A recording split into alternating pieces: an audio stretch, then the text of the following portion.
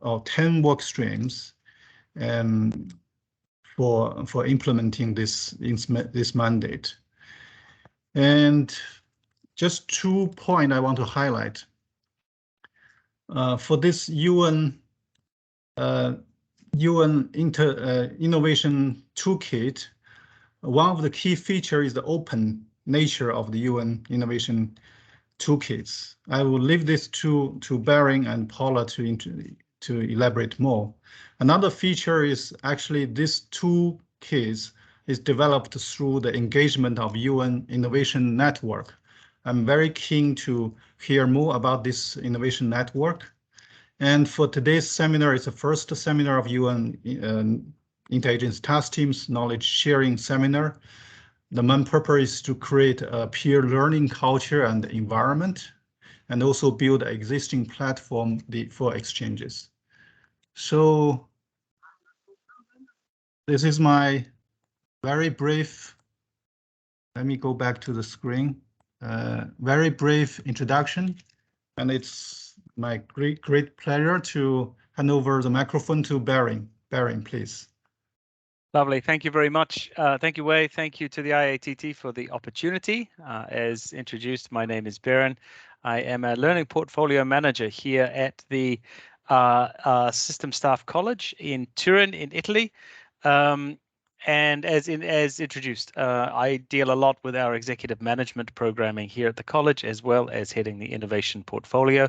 We were tasked with the rollout and the development of the UN Innovation Toolkit back in 2019, and have been designing learning around that as well. So let's jump in. Let's move forward and discuss the toolkit. Here we are. This is 2/3 of the innovation team here at the college. We will be introducing the toolkit with you, and of course we remain available for any questions that you may have. We'll share our contact information, but of course Wei has that also if you need to follow up at any stage following today's session. As you all know, the innovation has been made a priority by the Secretary General. That's mirrored, of course, in the Our Common Agenda report, which is something that the Staff College is building a lot of its learning around. Certainly the innovation portfolio is building its design and its learning around the Quintet for Change, clearly innovation, strategic foresight built into that. And it's about this shift from accidental innovation to innovation by design. There needs to be an understanding that innovation is something that does need to be designed. Innovation is something that does need to be managed. It is sometimes something that does happen by accident, but it is obviously more scalable, more sustainable if we are able to outline baselines and processes to these managers, to these teams, to these staff members who are being told more and more to be innovative. We are seeing this reflected in people's TORs. We're seeing this in their job descriptions, simply be innovative without then any kind of indication about what that actually means. And so the innovation toolkit and the learning being developed by us here at the Staff College allows a start point for discussions, allows a start point for how it is we can scope innovation, how we can have these conversations around innovation. A quote from the Secretary General: "We can do things differently and we can do different things. Innovation is not only the most sophisticated technologies, sometimes it's the simplest of things." This is really critical for us. I mentioned that I head a lot of our executive management programming here. And a lot of times when we undertake learning needs assessments around innovation across the 400, 500, 600 managers that we engage with a year through my portfolio, a lot of times innovation is seen as Tesla and big data and delivering medicine by drones. Now, yes, these are really important innovations. These are really critical things for the UN. However, there also needs to be an understanding that innovation is something we can all do, something we should all do, and something that we should all be looking out for opportunities for in our daily lives. And so for me, just this definition, just this first sentence that we can see here, doing things differently and doing different things, starts to take some of the mystique, some of the kind of intimidation out of this very big word of innovation, and allows you to break it down to understand, okay, how is it that I can have conversations with myself around what innovation is and can be? How is it that I can then take that to the level of teams as well? The innovation toolkit, which we'll be going through today, there is a QR code there. If you wish to scan that, I'll leave that up for a few more seconds.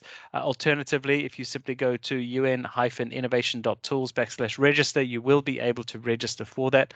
One of the great things about the innovation toolkit is that it was designed and developed as a common good, which means that regardless of your contract type, regardless of your tenure in the UN, regardless of where you are, it is open, available, and free for you to use. And in fact, it is open, available, and free for anybody to use, even outside the UN system, because there was a real understanding during the design phase that this was an opportunity for us to improve partnerships outside of the UN system as well, and to develop, again, those baselines of understanding around what can be a really intimidating concept, innovation. If we're able to have baselines and understand that we are on the same page with different partners, even outside the UN, that allows us to kind of start thinking about resources, start thinking about timelines, start thinking about how we can engage around innovation. Once again, highlighting it was this, the toolkit was developed by the UN for the UN, even though it is open. One of the areas of feedback that we get when we again undertake learning needs assessments around innovation is that managers, staff within the UN system again sometimes get confused when they type in innovation into Google and they get a lot of private sector results. Okay, that can be an issue. To lower that kind of barrier for buy-in, the CEB of the Secretariat, as well as the United Nations Innovation Network, and I'll get my colleague Paula to drop the link to the United Nations Innovation Network in the chat as well, came together with a number of agencies from throughout the system. This is a small snapshot of the entities that were engaged in the design and the validation of the toolkit and the provision of case studies for the toolkit, so that we were able to develop this this toolkit and these tools that speak the language of the UN, so that there are parallels for people. We can see the connection between the work that we do. For those of you who are not familiar with the United Nations Innovation Network, similar to the IATT, it is a voluntary organization. It is volunteers coming from throughout the system. Johanna and Mary are based in New York, and they are doing some great work, kind of bringing together on a voluntary basis, innovators from throughout the system and people interested in innovation, sharing case studies, sharing stories, making connections, making linkages. So if you have not seen, if you have not engaged with UNIN, I really would recommend that you do so. Let us now hear from the Secretary General, and I'll just need a thumbs up, perhaps Wei, from you if you can hear this. Let's kick off. Without innovation, we cannot meet the challenges of our time. In that spirit, I'm pleased to greet the launch of the United Nations Innovation Toolkit. I thank Spain and the UN System Staff College for hosting this event. I welcome this crucial initiative. But willingness to change must be permanent. We must learn not only new things, but how to learn. We need to share ideas, push boundaries, and move faster. And we must harness the opportunities brought by digital technologies. Innovation across the UN system is essential for us to deliver at the scale and pace needed to achieve the Sustainable Development Goals by 2030. I urge all of you to champion this indispensable mindset throughout your organizations. Thank you. So that was the presentation, that was the video which accompanied the launch of the toolkit, which took place in Spain, and really just highlighting this critical shift. It's not just about technology. Technology is an important part of the process, but it's also this mindset shift, which was behind the development of the toolkit, and also the reason that the Staff College was gifted the toolkit and made responsible for its global rollout, because we design learning related to that. We are bringing in case studies. We're understanding how people are extrapolating and contextualizing the toolkit, and we're building learning around that. We'll share some information about that later on in the session. Let's have a look now at the toolkit's main features. The toolkit breaks up innovation into 5 main pillars: strategy, partnerships, architecture, culture, and evaluation. Now, the reasoning behind this was, once again, to break up what can be a really big, intimidating idea and kind of an amorphous idea of innovation into, again, actionable units that you are able to scope into and decide, well, understanding that we never have enough time, we never have enough money, we never have enough staff. Where is it that we can invest time, resources? Where is it that we can design interventions and then come back and iterate and understand where we have moved forward? This will become more clear as we move through the toolkit itself, which I will open now. Now, the toolkit starts with a diagnostic process. Now, this is once you have logged in, registered and logged in, you are able to undertake the diagnostic from the level of the team, the unit, or the organization. About 60% of the participants using the toolkit are taking it from the level of the team. So I will do that as well. And it starts off with these questions. Again, 27 questions. Let's have a look at this first one. My team knows what resources and capabilities we need to achieve our goals. Now, what is really exciting about this diagnostic process and a lot of the feedback we are receiving around the use of the toolkit is that even a sentence like this allows you to stop, allows you to step back a little bit and have a conversation with yourself, a conversation with your teams, a conversation with your staff, with your counterparts, whichever scope you decide to start discussing this innovation with, to clarify understanding. For example, if we take this, my team knows what resources and capabilities we need to achieve our goals. Immediately, you can start having a conversation with your team as to what do we mean by resources?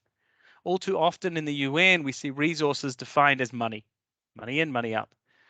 There needs to be this enlarging of scope around the concept of resources so we can think about political capital. We can think about social capital. We can have the conversation about how that can also be brought in to the design of any innovations that we are undertaking.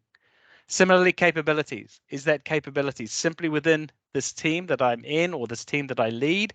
Or are we considering also potential new partners and the capabilities that they can bring to a new relationship? So again, in this simple sentence, a chance to kind of start having conversations, start scoping, critically also start contextualizing to your reality so that we can start thinking about what is doable in our sphere, what can we iterate, what can we trial, and what can we learn from. So I'm just going to randomly put a response here. I'm going to agree with that. We go on to the next. I see Demo sharing from UNCTAD. Resources is often staff. Absolutely. Right. And so it's kind of, do we have those resources internally? Can we tap outside for those resources? I think that's an important point. Thank you. My team has a clearly defined set of goals for innovation. One of the biggest problems when we talk about kind of communicating goals, this is one of the quotes around communication, right? One of the biggest illusions, one of the biggest problems with communication is the illusion that it's taken place. Even if we have said that, even if we believe these are clearly defined, we need to double check. We need to have conversations with whatever scope of partners or teams that we're talking to understand if they understand also the sets of goals for innovation. I'm going to be neutral on this. The goals of my team for innovation are aligned to the team unit organization's broader goals and challenges. So I'm going to go quickly through this just on the understanding that this is a process you can come back to. This is available at UN-innovation.tools. You are prompted to do this every time you engage. You do not have to do this every time you engage with a toolkit, but of course, certainly for the first time, we recommend. You can see question 20 here. My team is growing our network of external innovation experts. I'm going to strongly agree with that. So again, I'm just randomly responding to this. You are able to have these conversations, consider this in your own context, and respond. Now, once you have entered the final response, you get what is called your innovation profile. Now there are 6 profiles, which we may go through in a moment, but they are written up in the toolkit as well. Again, I have randomly entered these responses to the questions, but it says here that I am an implementer. So implementers are strongest at setting up an architecture for innovation. Effective implementers frequently engage in innovation activities. So there are, firstly, we need to acknowledge that there are positives. It's saying, hey, you're doing well at this, you're strong at this, you frequently engage around innovation activities. So that is something that we can celebrate. If we're seeking to bring buy-in to a team, if we're seeking to manage up, if we're seeking to tell stories about where we are in our innovation development, this gives us insight. This gives us a starting point. However, it also outlines the weaknesses. So it's saying that implementers can sometimes struggle to measure the impact of these activities in order to know whether they are advancing towards our goals. So immediately, again, we can scope in and say, well, perhaps we can design an intervention around measuring of impact of our innovation activities, so that again you can kind of break up this big idea into something that is valid and relevant. Again, typical strengths for that style implementer. So again, a chance for you to celebrate that with a team, gain buy-in, a chance for you to tell your stories. If you're trying to gather buy-in, managing up, you tell your stories to your supervisors, to the organization, to the donor, to the potential collaborator and partner as well. But then also there is the risks, breaking it down into smaller units so that you can be aware of this. You can assign roles, responsibilities, measurability, measurable outcomes around some of the risks that have been identified. And then there is a guidance to that as well. So this is saying the guidance, you should be calibrating your innovation activities to your organization's goals. So immediately, that's a task that you can assign to someone, and then you can come back after 6, 8, 10 weeks, whatever your timeline is, undertake the diagnostic again and see how your results have changed. Once we've had a brief look at this profile, we can then go into what are called the detailed results. Now, this is where this SPACE comes from. This is why we have rocket ships and astronauts and things like that. The SPACE is the strategy, partnerships, architecture, culture, and evaluation. Now, you'll recall I randomly entered the responses to the diagnostic, but these are the results that came up. So if I'm at 90% for architecture, this is 90% ready to innovate, as the diagnostic has told me. Firstly, that's a pretty good score. So again, I can start thinking about how I can share this, share across silos, share up, share across, whatever it needs to happen. 77% for culture, I'm doing okay there. Maybe I don't need to design an intervention at this stage. Where I would start getting concerned is over here at 46% for S, for strategy. Maybe, understanding that we don't have a lot of time, money, whatever it is, we can scope in and we can start thinking about what is it that we can do to increase our readiness to innovate in regards to strategy. You can click and have a look at the recommended tools if you wish to, but there is also further information on each of these pillars on this page. So again, I scored 46% on strategy. Based on my responses, my team could benefit from a clearly defined vision and strategic goals for innovation. Immediately, that's a conversation I can have. Those are links that I can make. So there are, again, actionable items indicated through the toolkit that allow you to kind of acknowledge these weaknesses, but then assign roles and responsibilities to mitigate them. Based on the responses, my team treats the majority of its efforts as independent, but occasionally connected innovation products. Okay, so how is it that I can increase visibility and connection between the innovations that are happening? How is it that I can increase communication, connectivity? Is there a silo issue? I need to be thinking about that. May focus on present day trends and be less prepared for future scenarios. Immediately then, okay, we're doing okay with present day trends. How is it that I can gain insight and training, for example, on future scenarios for my team or for the decision makers? So again, the toolkit is providing you with insight as to next steps, ways that you can scope in, and ways that you can assign roles, responsibilities, timelines, resources, all of those sorts of things. Again, you can have a look at this as you wish. Then you can click through to the tools, and this is the portfolio of tools. Now, the toolkit provides you with the recommended tools, which are based on your diagnostic results. So immediately it's saying, okay, maybe you've got an issue around how to define your value proposition. you could use this tool. Maybe there's an issue with how it is that you are partnering. There's the Prepare to Partner tool. Alternatively, at this stage also, you have access to all of these tools as well, and these are separated under the SPACE strategy, partnerships, architecture, culture, evaluation headings as well. Let me just quickly open a tool and show you what this looks like. Now, I'll be very honest with you. Oopsie. A tool is a PDF. Now, we've had some, I'll be honest with you, we've had some pushback around PDFs from people using the toolkit, saying that this was not innovative enough and that it should have been HTML, it should have been accessible online. Fine.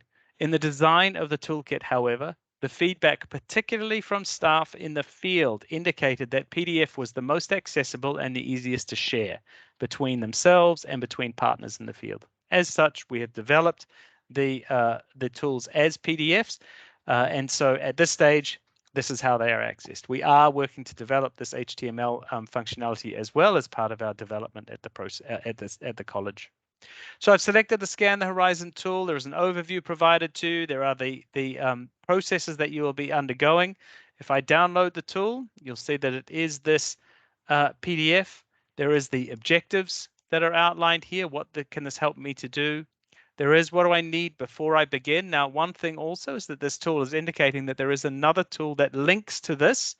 Each tool has been designed to exist by itself, but there are also connections made between tools so that you can build your innovation portfolio. So that is simply giving you insight, giving you a hint as to what you could do to enlarge your innovation processes. The steps that you will take, so you will understand what you will be doing with yourself or with the teams that you're working on. And then critically also, we see that there is a UN-derived case study which is available so that you can see that this has worked within the UN and you can start to scope from that. The tool provides you tips, it provides you conversation starter points, it provides you insight as to what you can do, questions you can ask yourself, ask your teams.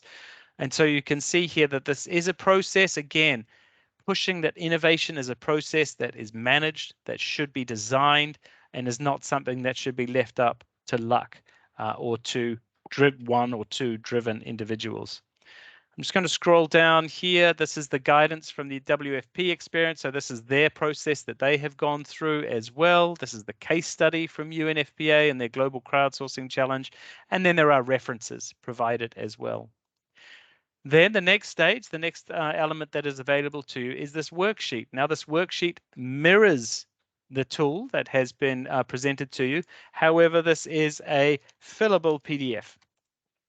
All right, so you are able then to work with your teams and discuss what this all looks like. This can be done online. This can be done sharing a screen. This can be done sharing this document backwards and forwards so that, again, you are able to take these really big ideas, scope to what is real for you, scope to what is real for your unit, your team, your organization. So let me then come back to the presentation. And I am going to now hand over to my colleague, Paula, who is going to run through the diagnostic results. Paula. Thank you very much, Beren. And now let's pass to the diagnostic results that we have access to in the UN System Staff College, as well as the Office of the Secretary General.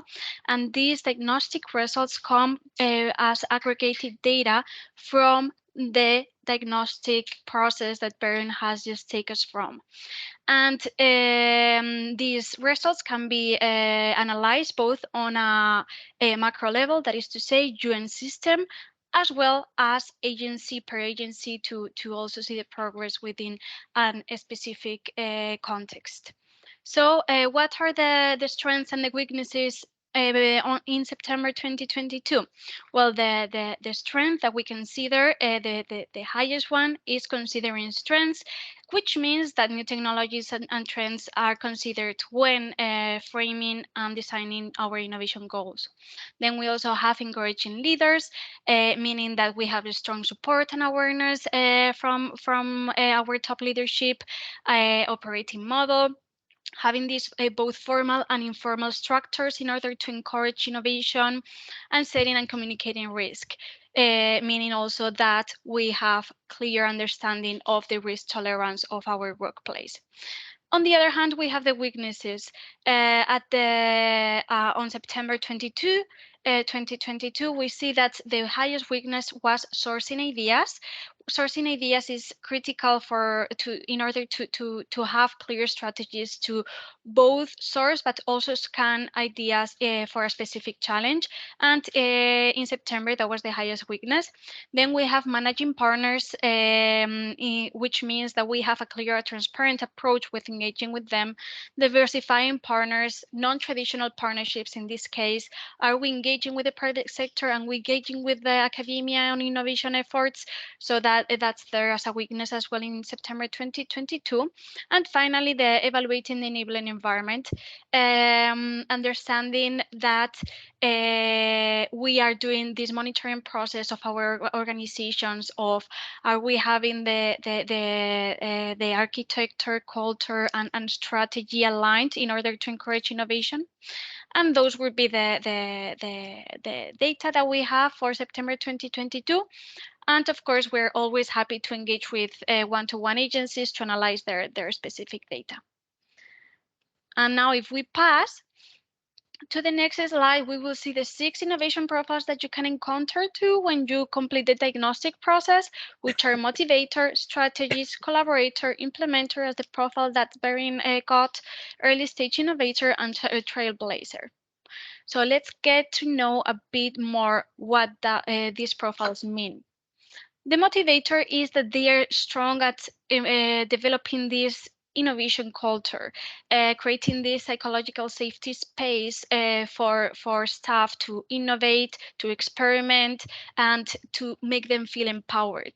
So they foster a culture of innovation, leading to innovation happening organically. On the other weakness is that they may get very excited, they might engage in plenty of opportunities, and therefore may struggle to effectively direct and implement the innovative ideas and initiatives that have been generated. Now, if we pass to the next profile, we will see the strategists. The strategists are good at understanding these innovation goals for a specific project, a portfolio, and to ultimately their alignment to the organizational goals. On the other hand, the weakness is that they might the right structures or processes to effectively execute the plans. They have this high-level vision, but could happen that they have to work more in this process and step by step to achieve that. And then if we go to the next profile, we have collaborators. Collaborators are critical in innovation, as we know that innovation is highly fostered through collaboration, communication, idea sharing, and they are very strong at developing partnerships for innovation, engage with the broader ecosystems of actors, and to identify a proper actor and potential partner for an initiative, as well as tailor the strategy to engage with that partner.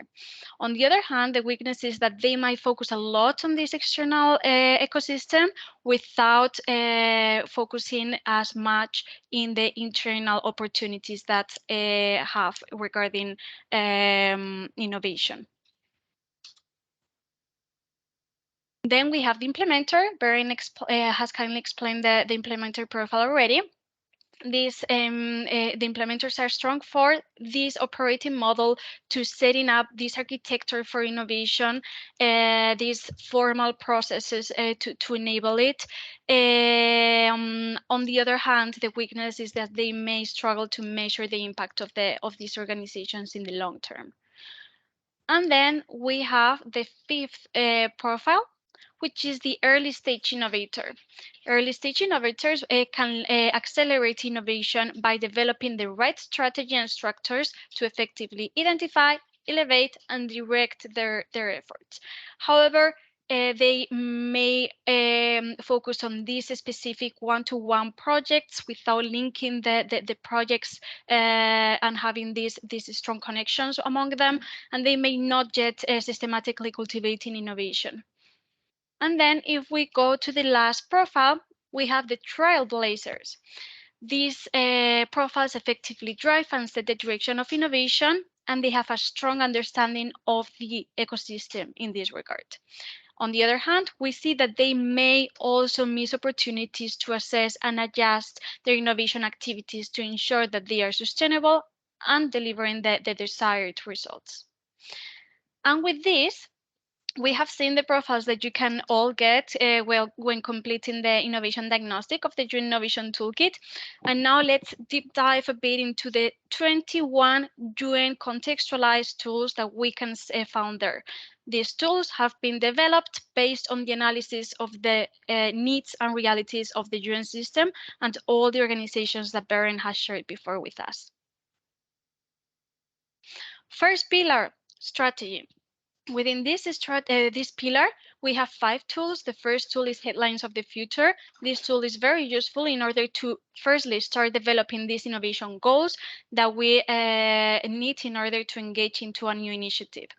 A scenario blueprint. This is more tailored to new trends and technologies that we need in order to see how they may affect our innovation efforts in the future.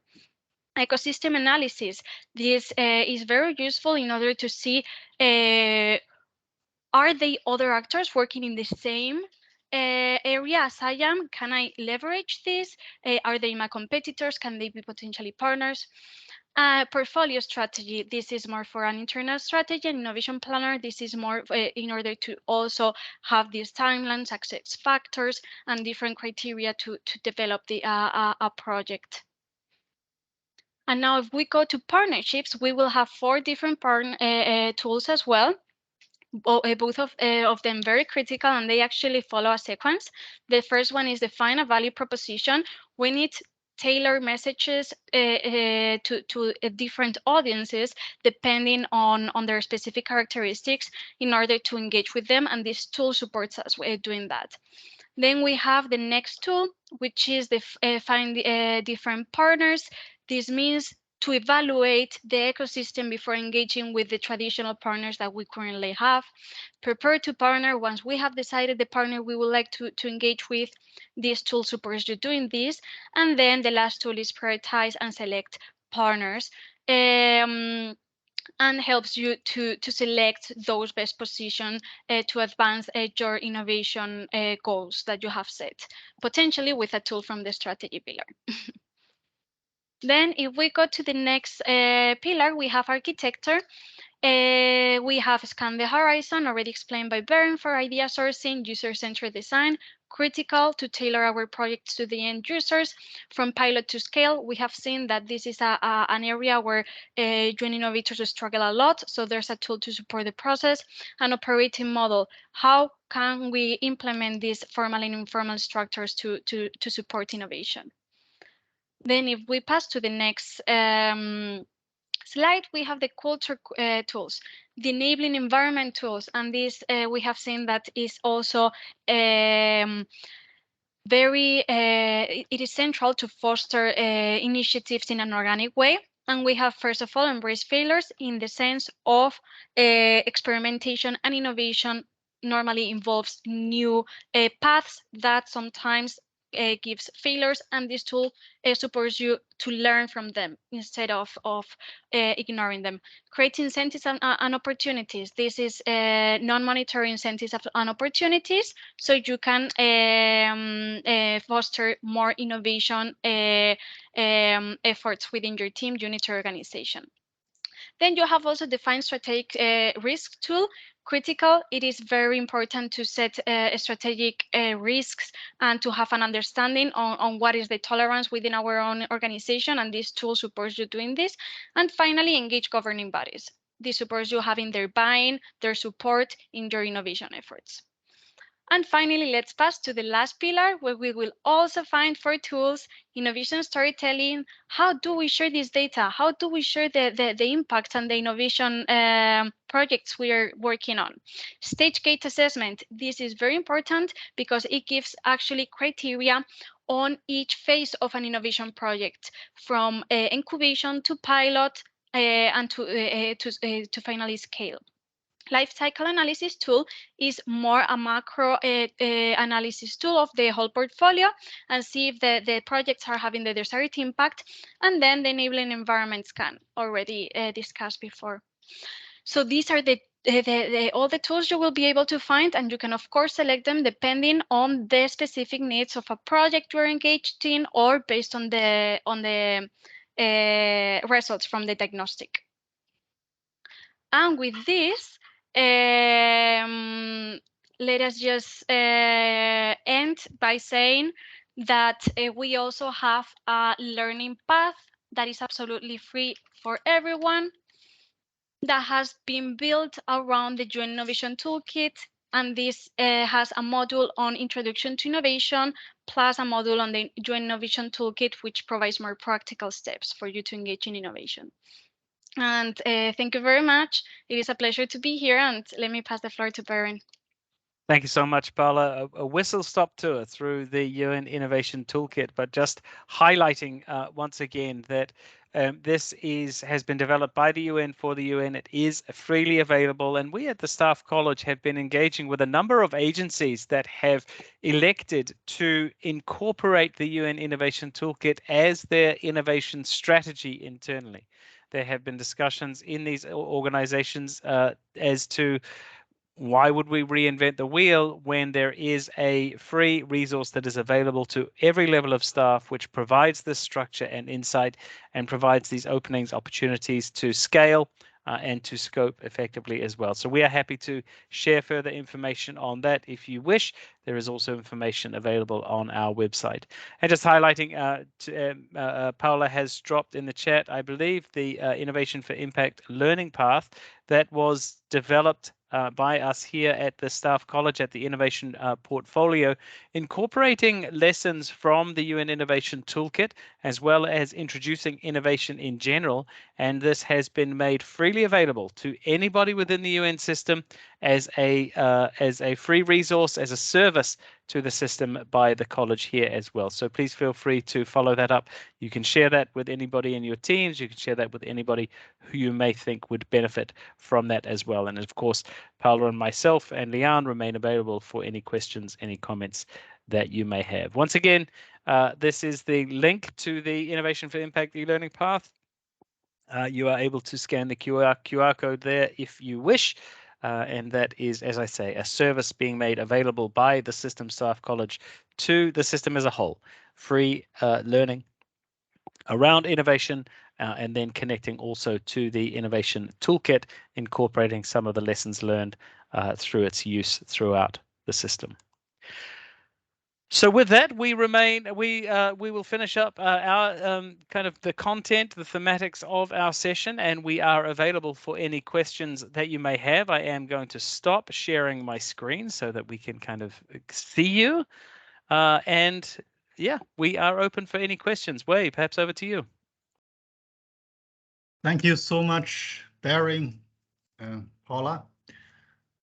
So it's very comprehensive overview and give us the sense what are the resources available, how do we get there. I'm sure there's quite a lot of information you don't have time to present, but it's definitely there.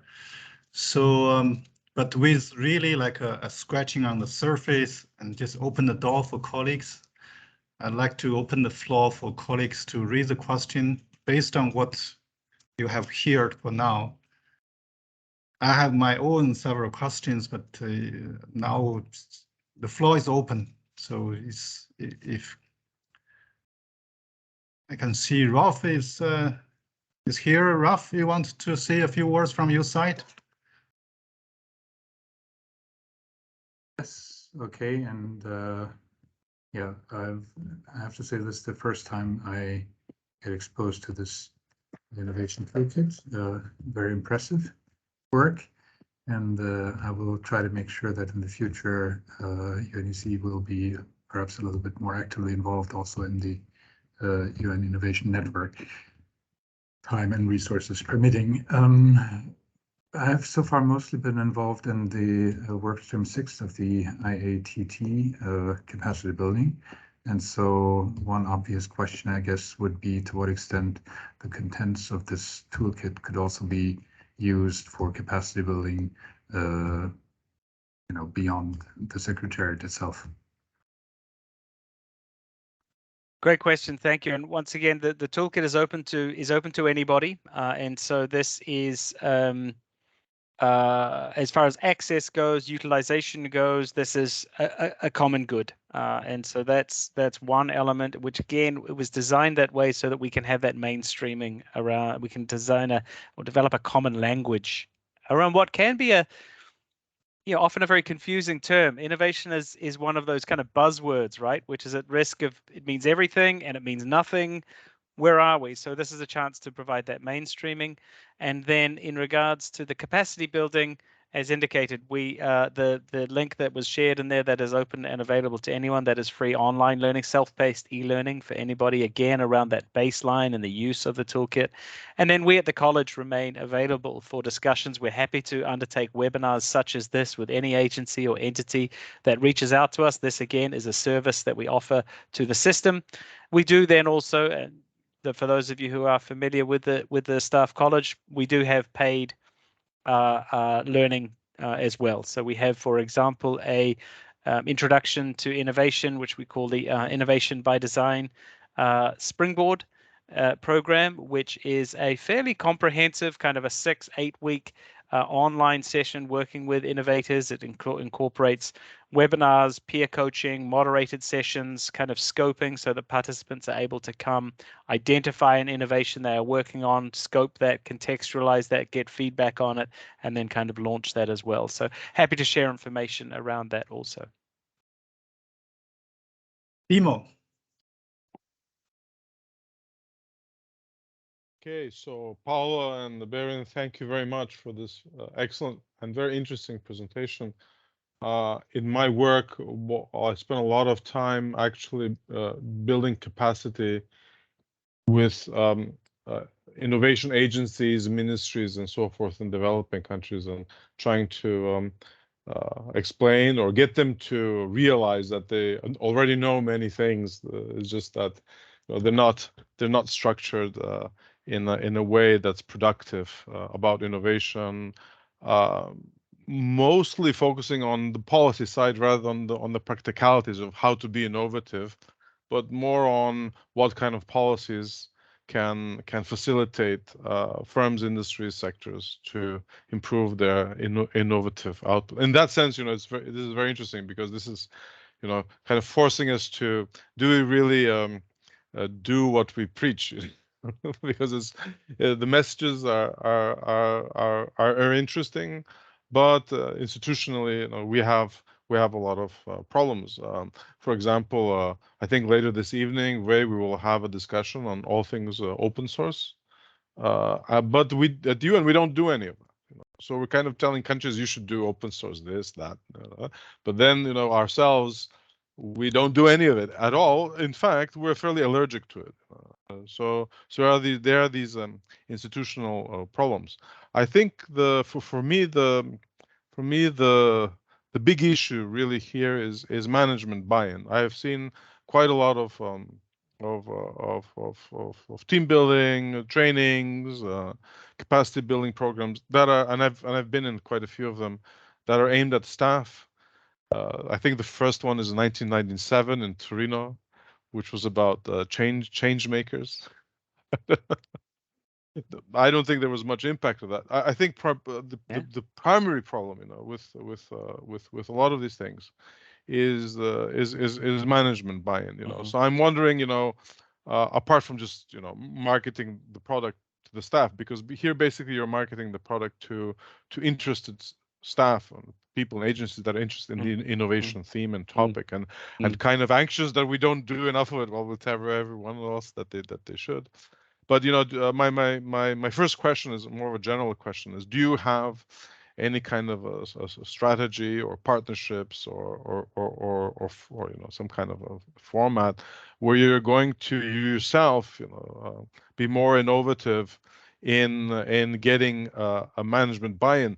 I'm afraid the UN as an institution of mandates and consensus building and so forth, a lot of people in the highest management, having reached there after much success in their lives, think that their way is good, and that our mandates as given by member countries who are maybe stakeholders or shareholders in the process, are there what they are, and perhaps they think that the scope for innovation is not that large, but we know that it is much larger than it is on the resolutions and the different declarations and so forth. So that's my first question. What is your approach to improving management? Because without that, I can't see that I can do much.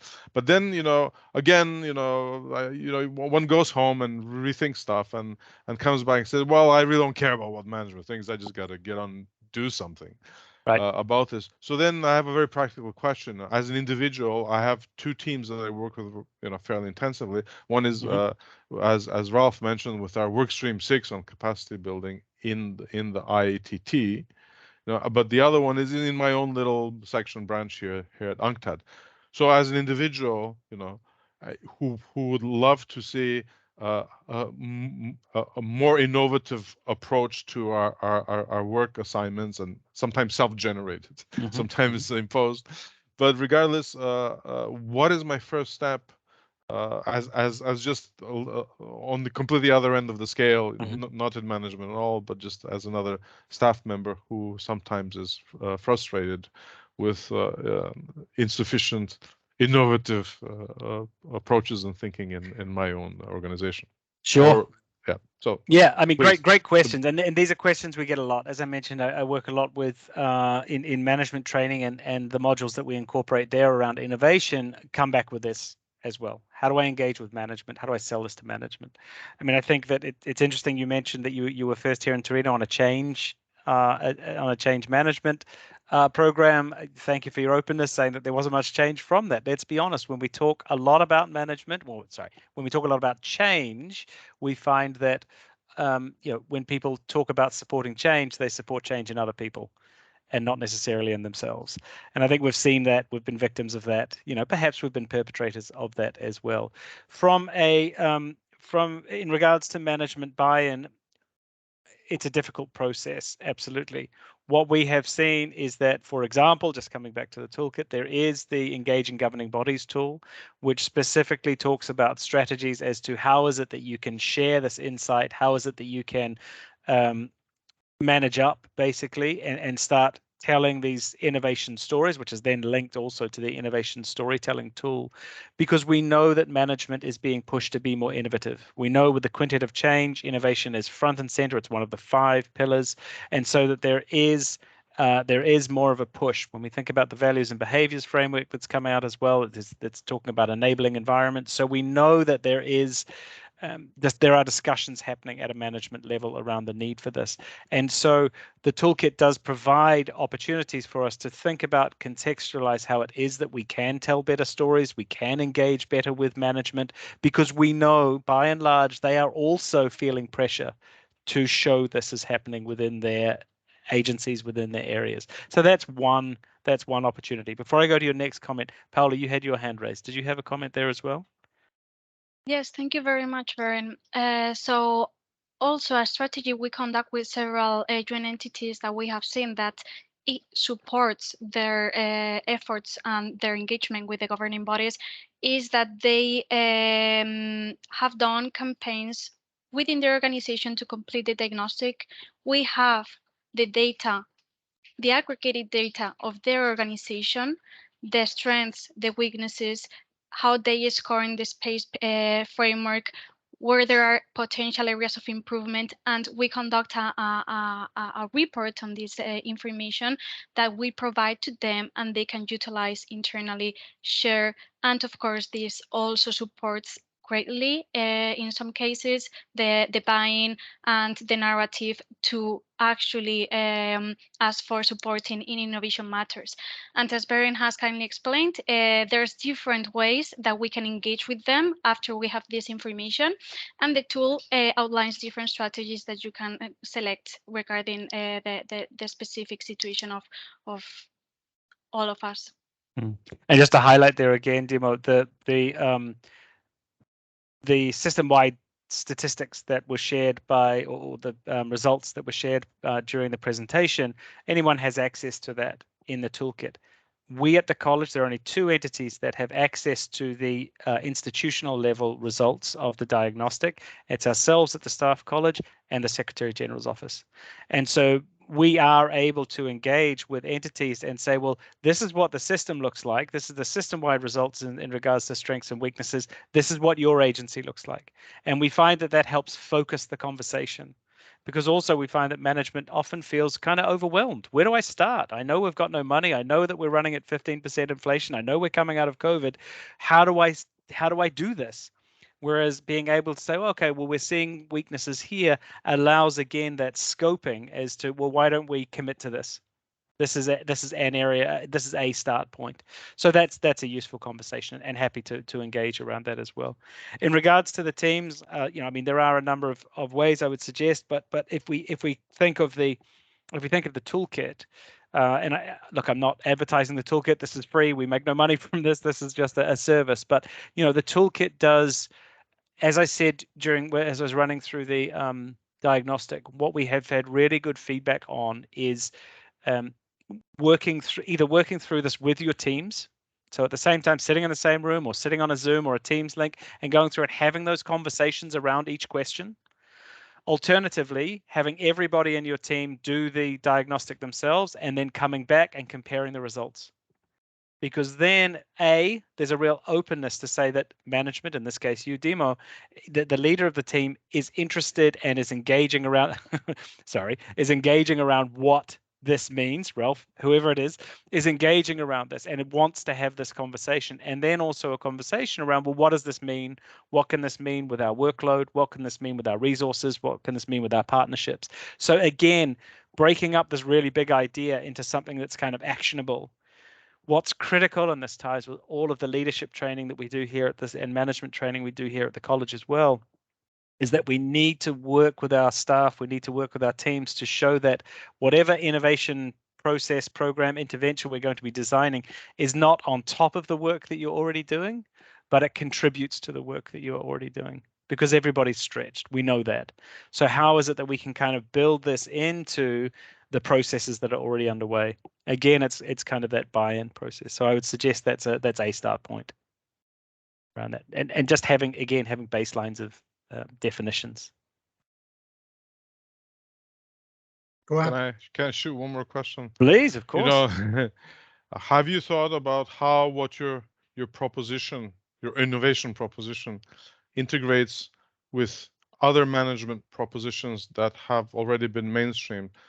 Currently in the UN, this results-based management proposition, together with this theory of change proposition that I understand agencies that do policy work instead of field work are having a lot of problems with, and I think we need to have some innovative advice or guidance on this as well, because I don't know, Ralph, maybe you see similar things happening in your shop as well, but it is a big challenge. I agree.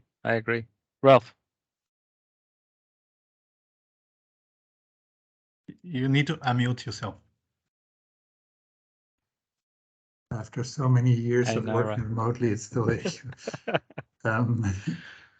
Yeah, so just to add to what Thibaut said, I think it's great that the toolkit contains a module on evaluation, and tied to that is probably the question of how do you report as well on your activities.